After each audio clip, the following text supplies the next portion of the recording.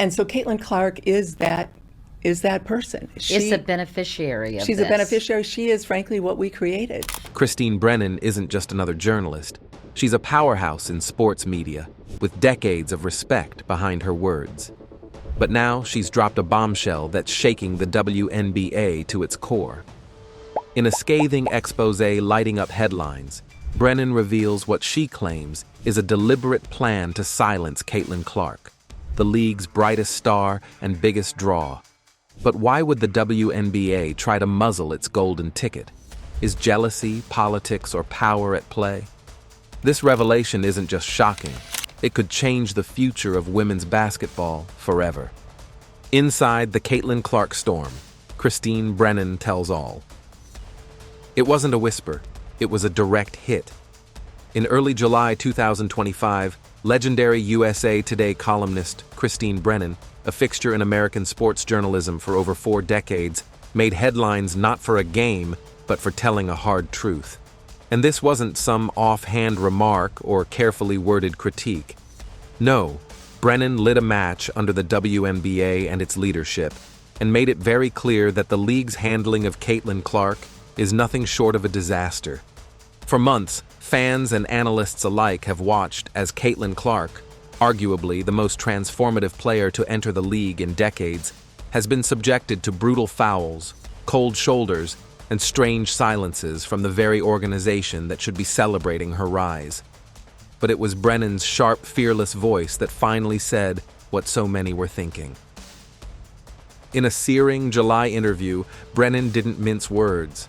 She turned her attention directly toward Cathy Engelbert, the WNBA's commissioner since 2019, accusing her of failing to embrace reality and mishandling Clark's moment entirely.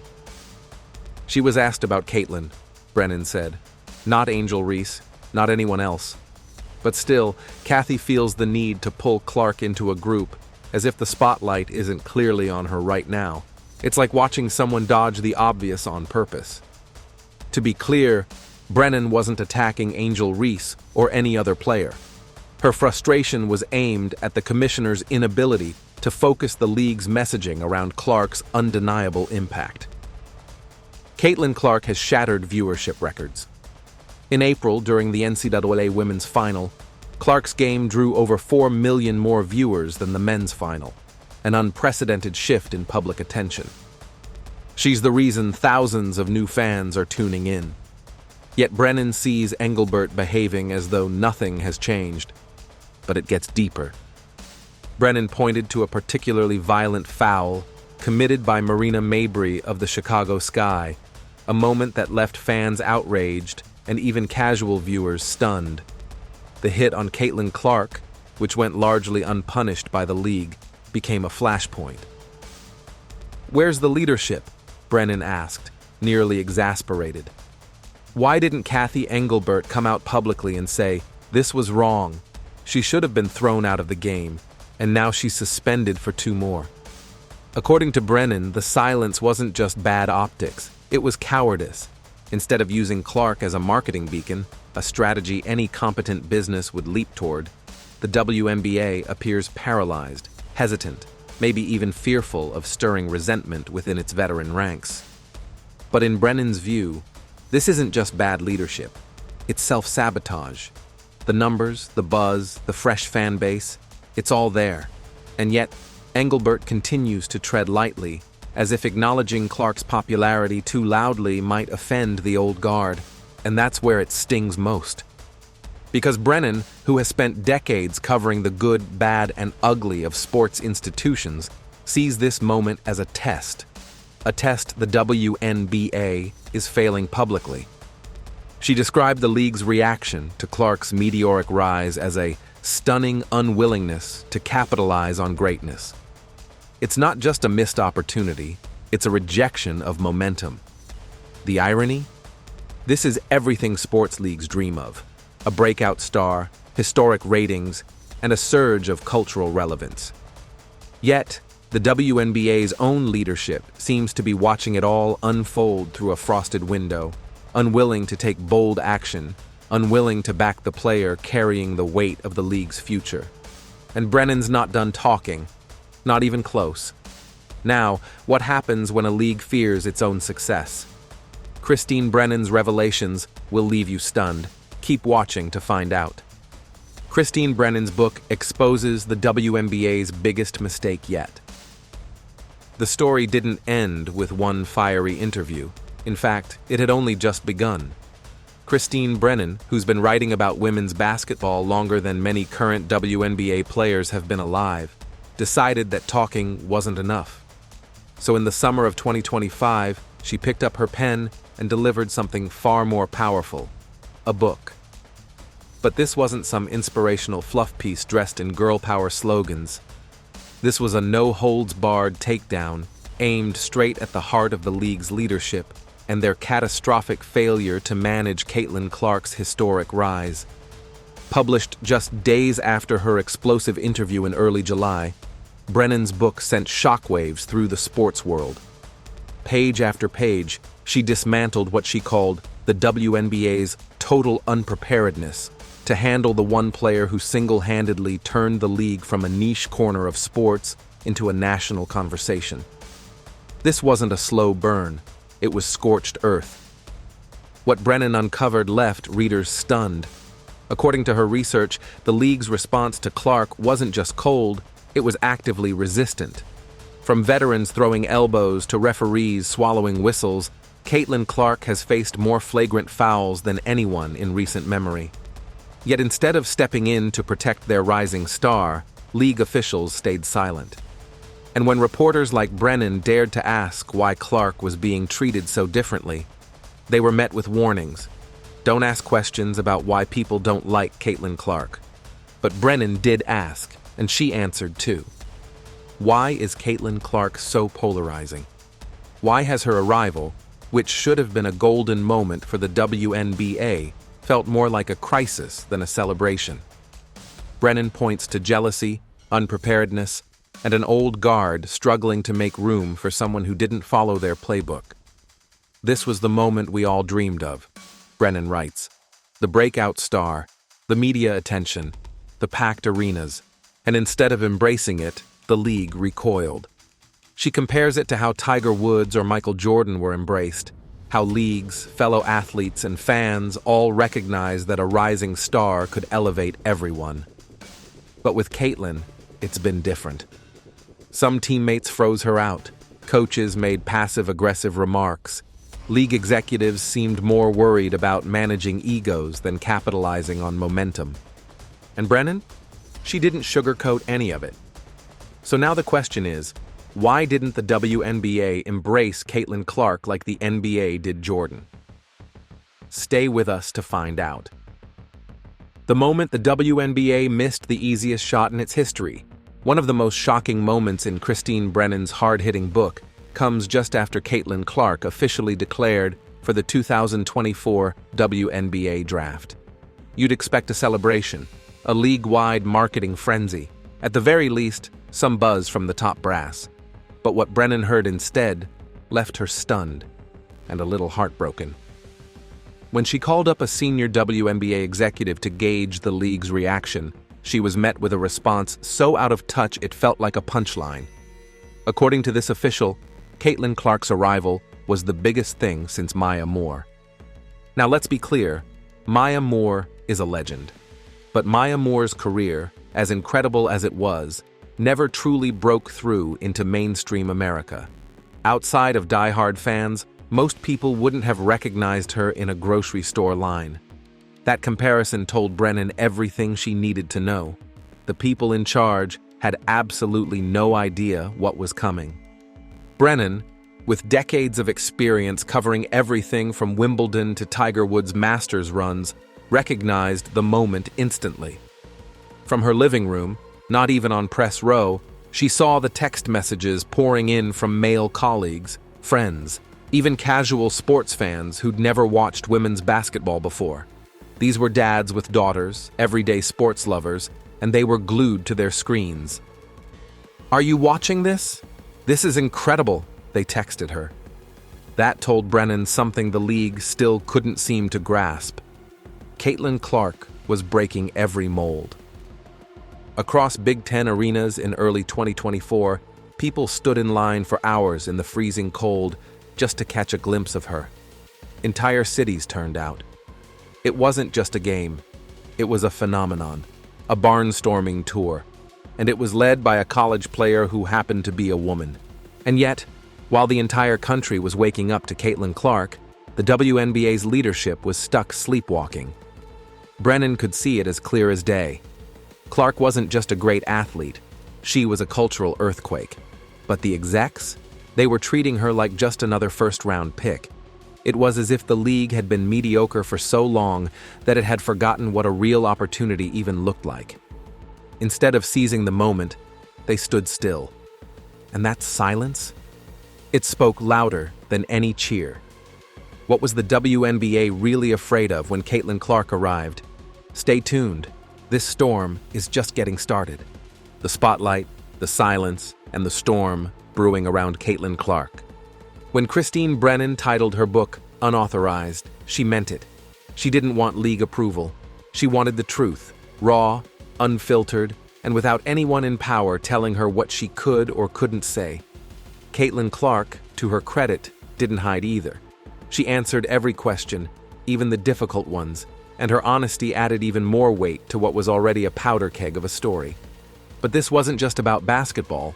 It was about race, fame, and decades of missed recognition. The WNBA is a league where 74% of the players are black women, athletes who have carried the game, battled for exposure, and built a legacy in silence. Then in walks a white woman from Iowa, blonde ponytail, small-town charm, and a shot so deadly it pulled in millions of new viewers overnight. For some, Caitlin Clark's rise felt like justice finally being served to women's basketball. But for others, especially veterans who had never tasted even a fraction of that spotlight, it felt like something else entirely. Brennan doesn't pretend to have all the answers. She's honest about her own position, white, privileged, and aware of the limits of that perspective. But what she does do is confront the question that many in the league won't say out loud. Why did it take Caitlin Clark for America to finally pay attention? The numbers are staggering. In 2023, Indiana Fever games barely drew 4,000 fans. But by May 2024, with Clark now in uniform, those same arenas were packed like playoff nights in Madison Square Garden. People weren't just showing up.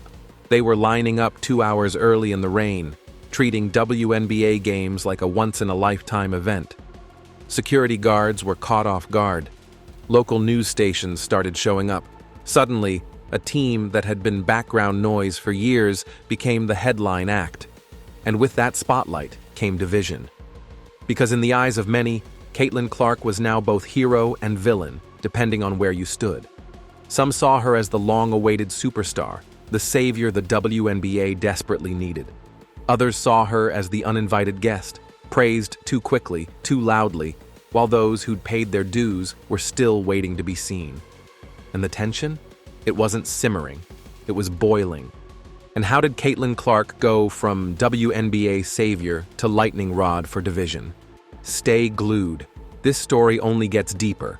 The league that fumbled its own lottery ticket. As Caitlin Clark stepped into the WNBA spotlight in April 2024, after rewriting the college basketball record books at Iowa, the world was watching. This wasn't just a sports debut, it was a cultural moment.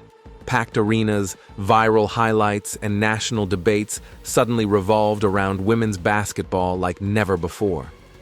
Clark was everywhere. But when it came time for the WNBA to rise with her, the response wasn't applause, it was resistance. Instead of capitalizing on the wave of new fans Caitlin brought in, the league behaved like it had been caught off guard by its own success. No sweeping media blitz, no star-studded promotions, just awkward silence, eye rolls from veteran voices, and a vibe that screamed, "Who invited all these new people into our clubhouse?" It was like watching a small-town diner complain that too many customers were showing up. Christine Brennan's reporting didn't just point out the league's hesitancy, it exposed something deeper and far more troubling: jealousy. A level of resentment that had been building under the surface was now boiling over. Her book makes it painfully clear. Many veteran players and even league officials seemed unsettled, not inspired by the young star who had changed everything overnight. Instead of lifting her up, they threw elbows, literally and metaphorically. Clark's arrival brought packed houses. In 2023, Indiana Fever home games averaged 4,000 fans. By May 2024, you won't find a seat. People were lined up around the block for preseason games like it was a Beyoncé concert. Podcasts exploded with WNBA talk. Sports networks that had barely mentioned the league now dedicated segments to it daily, all thanks to one player. And yet, Caitlin was treated more like a threat than a gift. Brennan tackled the racial tensions head-on. A white woman entering a league where nearly 3/4 of the players are black was bound to create friction. And while the situation demanded honesty and care, what it got was cold shoulders, flagrant fouls, and passive-aggressive sound bites. Instead of uniting behind Clark's impact, some of the sport's biggest names, Cheryl Swoops, Diana Taurasi, even Team USA coach Cheryl Reeve, chose to downplay her greatness or challenge her legitimacy. To make matters worse, it wasn't just the players. It was the system. The referees swallowed whistles when things got rough. Journalists wrote opinion pieces questioning if she was too popular. The mood around her wasn't celebration, it was suspicion. It felt like the WNBA had been handed a winning lottery ticket, and all they could do was complain it wasn't printed on fancy paper. And the strangest part? None of this was unpredictable. For 4 years, Caitlin Clark had done the impossible. She made people care. Not just women's basketball fans, but everyday Americans who had never watched a single NCAA game before. Everyone outside the league saw what was coming. Everyone except the people running it. And so, how did everyone see Caitlin Clark's rise coming, except the very league she was saving? You won't want to miss this. The league that resisted its own breakout star. Christine Brennan's investigation didn't just uncover negligence, it pulled back the curtain on a cultural rot that had been quietly growing inside the WNBA. Deep within the league's culture, she found a strange mindset that treated popularity like a dirty word. For some, it wasn't just that Caitlin Clark brought in new fans, sold out arenas, or shattered TV records. It was that she made the league too visible, as if success itself was a kind of betrayal. Brennan's book captures this contradiction with brutal clarity. Here was a player who had outdrawn the NCAA Men's Championship by over 4 million viewers in 2024, an unheard-of statistic that should have triggered a league-wide celebration. Instead, the WNBA seemed frozen. Rather than lifting Clark up as the future of the sport, she became a magnet for cheap fouls, bitter quotes, and dismissive commentary. Players hacked her. Coaches threw shade. The media spun it like she was somehow stealing the spotlight. And yet, the numbers didn't lie. TV ratings spiked every time she touched the court. Her jersey flew off the shelves. Ticket sales soared. She was pulling in crowds like a rock star, with fans lining up hours before tip-off in cities that had never cared about women's basketball before. Corporate sponsors, once hesitant to invest, were now begging to get a piece of the Caitlin Clark effect. And still, inside the league, there was hesitation, resentment, even subtle sabotage. Brennan points to what she calls deliberate blind eye syndrome. The league didn't just miss the opportunity, they ignored it. With all the data, all the hype, and all the signs screaming that Caitlin Clark was a generational moment, they still chose caution. They clung to old habits and small thinking, more comfortable with the past than the terrifying potential of nationwide relevance. Everything, from botched merchandise to clumsy scheduling, made it feel like the WNBA's decision-makers were running a lemonade stand, not a global sports brand. Even now, deep into Clark's second season, the tension is still thick. She's a box office hit, yet somehow still treated like an unwelcome guest. Brennan doesn't blame Clark for this divide. She sees it as the byproduct of a league that wasn't ready for real attention. Rivalries, yes, are good for business, But bitterness? That's just bad management disguised as pride. Now, let's ask, was it rivalry or pure bitterness holding the league back? Stay tuned, because it only gets deeper. The backlash against brilliance. As Caitlin Clark exploded onto the professional stage in 2024, bringing millions of new eyes to women's basketball, the WNBA had a once-in-a-generation gift land in its lap. And instead of embracing it, the league flinched. Christine Brennan's deeply researched book pulls no punches. What could have been a slam dunk turned into an embarrassing, self-inflicted injury, one that played out in real time on national television and in sold-out arenas. While fans across America and around the world were lining up just to watch her warm up, the WNBA was acting like it was still stuck in 1998. Brennan exposes how the league bungled basic public relations, scheduled key games during off-peak hours, and failed to capitalize on viral moments. It was like watching someone win the lottery and then rip up the ticket out of spite.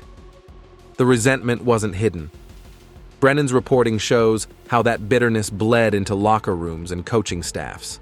Instead of understanding that Caitlin Clark's spotlight could boost everyone's brand, too many insiders saw her as competition.